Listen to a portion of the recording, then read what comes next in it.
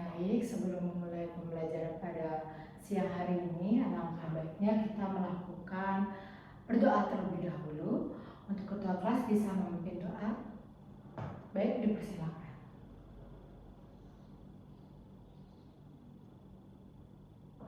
Baik, terima kasih sudah mau memimpin doa. Untuk selanjutnya Ibu absen satu-satu ya sebelum mulai pembelajaran.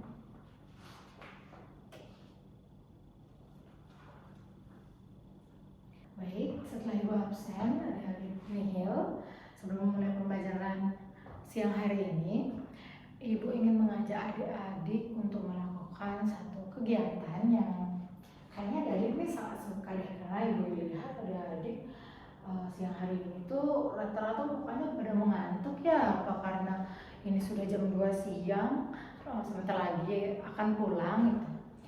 Nah, kira-kira tebak nih, Ibu akan mengajak adik-adik melakukan kegiatan apa? Halo, coba ditebak. Gak ada yang bisa nebak ya?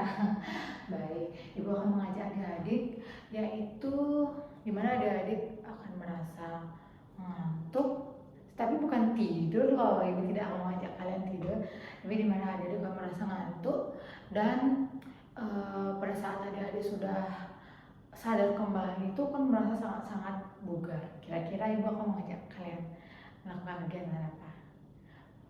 Ada yang bisa menjawab? Baik, untuk Resti silakan. Ya, betul sekali. Kita akan melakukan hipnosis seperti yang sudah pernah Ibu ajarkan beberapa hari yang lalu tentang hipnosis. Sudah tahu kan ya? Jadi silakan adik-adik mencari posisi yang nyaman, bisa di tempat duduk saja. Baik, sudah nyaman. Sekarang badannya ditegakkan. Ibu akan menjadi contoh di depan. Badannya ditegakkan. Tangannya bebas, mau di atas meja boleh, di atas paha atau di mana, yang penting senyamannya adik-adik saja. Baik, untuk selanjutnya adik-adik bisa menarik nafas seperti ini. Tarik nafas melalui hidung sampai bahunya terangkat.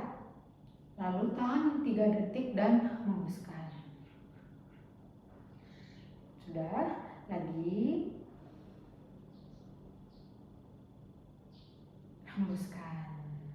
Nah, adik-adik bisa mengulangi selama 5 kali sambil memejamkan mata adik-adik.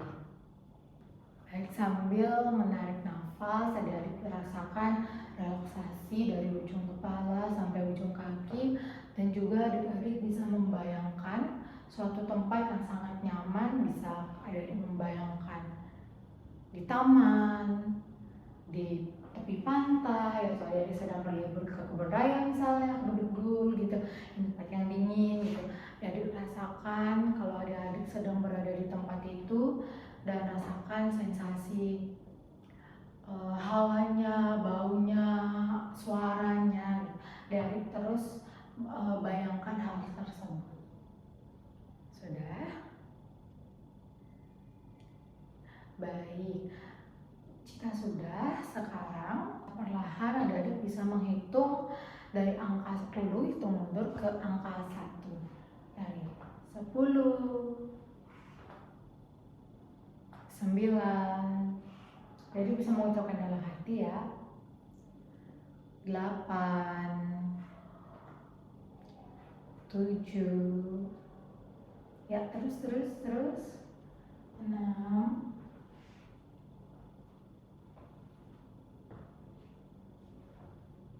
sampai ke angka 1. 2, 1.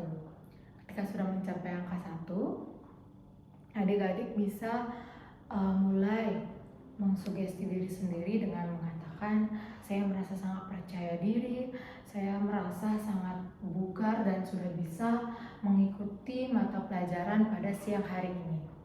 Ulangi sugesti positif tersebut sampai adik-adik merasakan bahwa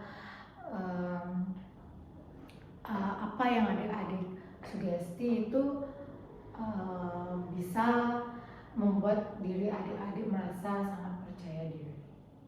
Baik, setelah beberapa menit adik-adik bisa menyiapkan diri kembali ke kesadaran. Adik-adik bisa menghitung dari angka 1 sampai 5 sambil mengatakan bahwa adik-adik sudah merasa sangat segar, sudah sangat percaya diri untuk mengikuti pembelajaran pada siang hari ini. 1, 2, 3, 4, 5. Tarik nafas lagi yang panjang, hembuskan. Tarik nafas lagi yang panjang, hembuskan. Baik, adik-adik sudah bisa membuka kembali mata adik-adik dan adik-adik sudah siap untuk mengikuti pembelajaran pada siang hari ini. Beri tepuk tangan dulu. Baik, terima kasih sudah mengikuti proses hipnosis. Baik, untuk selanjutnya Ibu akan mulai mengajar kepada adik-adik. Kira-kira nih adik-adik apakah ada yang masih ingat pembelajaran minggu lalu atau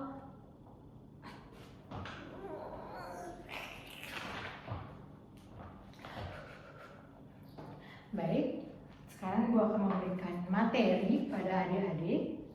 Minggu lalu nih Ibu sudah menjelaskan beberapa materi dan di akhir penghujung materi Ibu memberikan satu clue atau Ibu memberikan kita akan mempelajari apa sih hari ini. Yang masih ingat? Kira-kira ada yang masih ingat? Tidak? Baik, Ibu akan memberitahu ya. Jadi, kita hari ini akan mempelajari tentang penggunaan sosial media secara bijak. Nah, ada yang menggunakan media sosial di sini? Semua angkat tangan. Pastinya dong semua menggunakan sosial media karena di era sekarang tanpa sosial media itu sangat susah ya. Bahkan anak-anak SD pun sudah mempunyai ponsel masing-masing, sudah punya WA, sudah punya Instagram, TikTok gitu.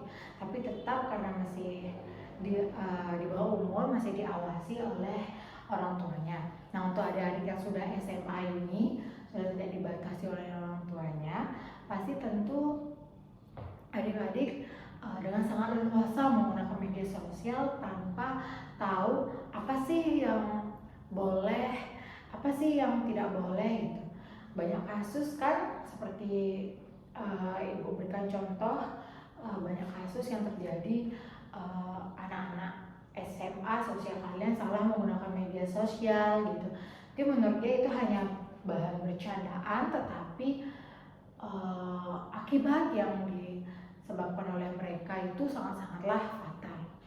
Baik, Ibu akan menjelaskan di sini ada sosial media atau media sosial di mana ini adalah platform daring yang memungkinkan pengguna untuk berinteraksi, berbagi konten dan terhubung dengan orang lain secara elektronik. Contohnya yang sudah Ibu sebutkan tadi seperti WA, Instagram, TikTok, Twitter, Facebook dan lain-lain halnya. Dimana tujuan utama dari media sosial ini yaitu memfasilitasi komunikasi dari berbagai informasi antara individu, kelompok, dan organisasi secara global atau mendunia.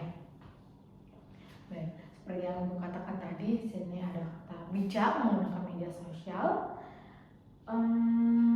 Kira-kira tujuan kita bijak menggunakan media sosial itu kenapa? Kenapa kita harus bijak menggunakan media sosial? Ada yang bisa menjawab? Baik, untuk yang di belakang Adi, silakan perkenalan diri.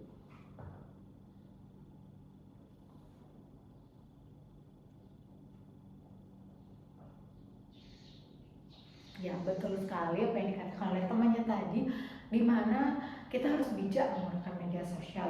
Nah, ini bertujuan menggunakan platform media sosial secara bertanggung jawab etis dan sadar akan dampaknya. Apa yang kita perbuat itu harus kita bertanggung jawab, dan apa yang kita perbuat itu pasti ada dampaknya. Nah, sekarang Ibu yang menjelaskan tentang contoh masalah etika dalam bermedia sosial.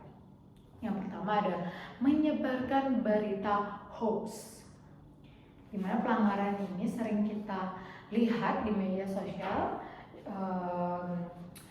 seperti yang saat ini banyak di TikTok ya. Kadang-kadang berita ini tidak benar, tiba-tiba udah viral aja gitu, tanpa tahu sebenarnya ini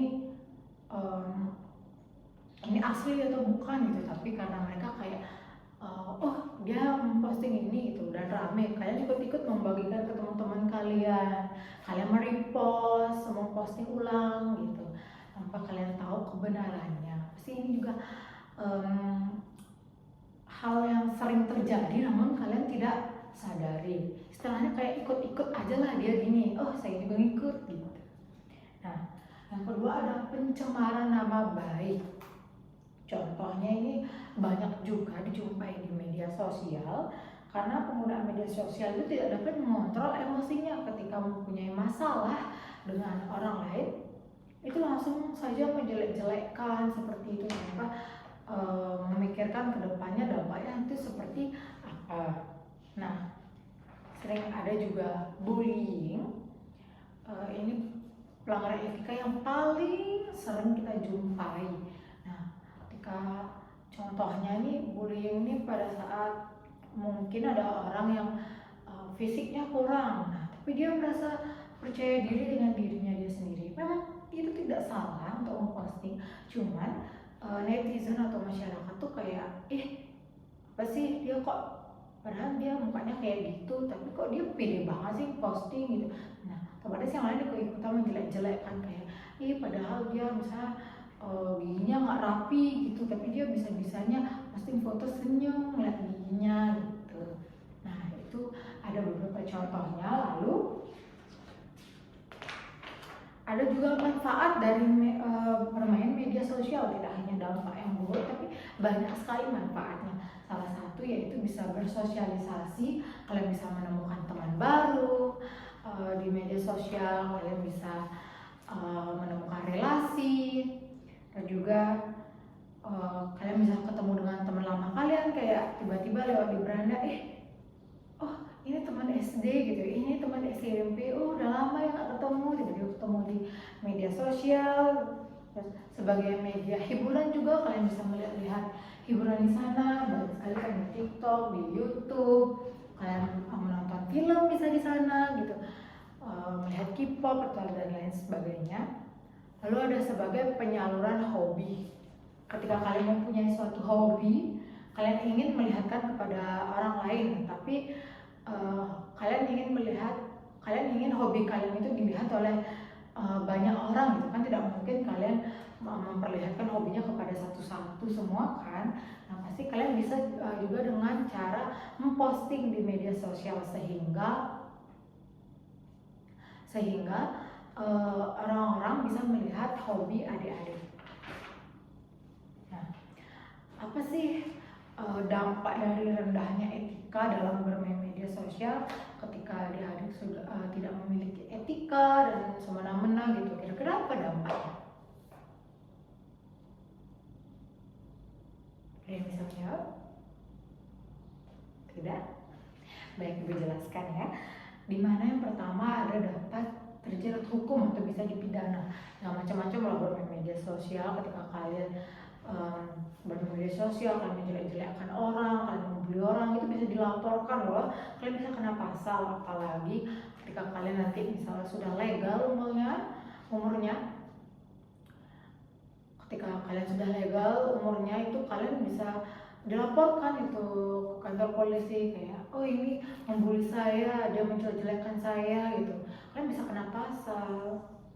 Lalu kalian juga bisa dihujat ketika kalian sudah menjelek-jelekkan orang, kalian posisi kalian salah gitu, dan si korban ini melaporkan ke polisi, kalian jadi viral, ya otomatis kalian dihujat kan. Banyak sekali yang sekarang kayak gitu. Nah, itu bisa membuat mental adik-adik menjadi menurun loh. Untuk yang terakhir yaitu gimana cara kita menjaga etika kita dalam bermain media sosial. Dimana yang pertama yaitu bisa menggunakan komunikasi yang baik. Ketika dia bermain media sosial, gunakanlah komunikasi yang baik, yang sopan dan santun. Ketika kalian misalnya memiliki permasalahan, selesaikanlah secara baik-baik, selesaikan secara kekeluargaan gitu. Agar misalnya adik ketika mendapatkan lawan yang lebih berpower misalnya, tapi adik-adik itu di posisi yang benar dan berkomunikasi yang baik, itu adik-adik bisa benar loh, bisa menang. Lalu tidak memposting yang mengandung aksi kekerasan, pornografi, dan sara. Nah, ini ibu berikan contoh seperti adik-adik pasti kan pernah saja mendapatkan postingan kayak viral siswi SMP melakukan, ya bisa dibilang kayak melakukan hal yang tidak senonoh gitu. Kalian mendapatkan di grup, lalu kalian malah share gitu ke orang lain. Nah, itu adik-adik bisa kena pasal, bisa dipidana juga. Nah, adik-adik tidak boleh seperti itu. Ketika adik-adik mendapatkan hal tersebut, cukup terakhir di adik-adik saja, cukup jangan ditonton, hapus dan lupakan. Jangan meninggalkan jejak dan bekas. Lalu tidak memposting berita yang tidak benar atau bukan hoax. Cukup ketika mendapatkan berita hoax, udahlah, kayak adik mulai berpikir kayak, oh ini bukan urusan saya tidak tahu ini berita benar atau tidak, ya udahlah, saya tidak ikut-ikut, udah selesai. Jangan membiasakan diri buat ikut-ikutan seperti orang lain. Lalu selalu menghargai karya orang lain. Ketika orang lain memposting sebuah karya atau memposting hobinya atau memposting apa yang dia buat, jangan ikut-ikutan menghujat, cukup apresiasi saja. Karena mulai dari sana, mulai dari hal-hal kecil itu bisa membuat adik-adik hidupnya merasa lebih tenang gitu. Ya usah lagi ikut-ikutan seperti orang lain. Nah, memberikan informasi sewajarnya saja. Dimana adik-adik kalau mendapatkan berita tentang sebuah berita yang mungkin ini menurut adik-adik kayak, kalau saya melebih-lebihkan itu saya akan terlibat gitu. Cukup apa yang adik dengar itu saja yang adik sampaikan. Kalau orang lain bertanya, benar nggak sih dia tuh gini-gini? Oh, aku nggak tahu sih. Misalnya adik-adik punya masalah nih, si A sama adik itu, si A sama si B itu berantem. Si A ngadu ke adik kayak, ih dia lo gini-gini, dia lo gini. Terus ada pihak si C yang bertanya, benar nggak sih si B itu kayak gini? Coba adik kayak bilang, nggak tahu sih, soalnya si A cuman bilang dia tuh kayak gini-gini. Udah, jangan dilebih-lebihkan karena membuat adik bisa terkena masalah. Lalu yang terakhir yaitu ada tidak mengharapkan pujian yang melambungkan popularitas ketika memposting sesuatu di media sosial. Ketika pertama kali nih, contohnya memposting hobi adik-adik, terus adik-adik mengharapkan orang-orang lain tuh memuji adik-adik gitu, memuji kayak, wah dia hebat sekali ya, wah dia ternyata bisa gini, nggak nyangka loh aku, kayak orang-orang tuh mengagum-agumkan gitu. Adik-adik jangan berharap seperti itu, karena itu bisa membuat kita merasa tinggi, merasa sombong, merasa orang lain tuh nggak bisa gitu. Nah, itu yang bisa ibu jelaskan tentang penggunaan bijak dalam bermain media sosial. Terus selanjutnya, apakah ada yang bertanya? Apa adik-adik sudah mengerti nih sekarang gimana caranya menggunakan media sosial secara bijak, gitu, secara baik? Nah, adik-adik sadar, hal yang saya lakukan kemarin itu ternyata salah ya, ternyata itu tidak benar. Karena ada yang seperti itu di sini, ibu memohon untuk mengurangi sebisanya, karena kita tidak tahu kedepannya seperti apa. Mungkin sekarang kita tidak menemukan apes gitu, tapi ya namanya musibah kita nggak tahu datangnya kapan gitu, adik-adik bisa menguranginya. Baik, ada yang bertanya? Baik, jika tidak, Ibu akan tutup pembelajaran pada siang hari ini karena bel dulu sebentar lagi akan berbunyi ya.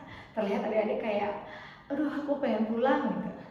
Nah, untuk minggu depan kita akan membahas lebih banyak lagi tentang bijak menggunakan media sosial. Kita akan membahas lebih dalam lagi.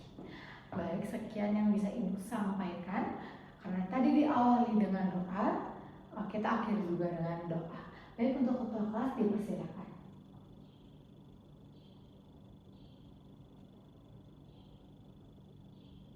Baik, terima kasih semuanya karena sudah sangat antusias mengikuti kelas Ibu. Untuk itu Ibu ucapkan selamat siang dan sampai jumpa minggu depan dengan materi yang lebih menarik. Terima kasih.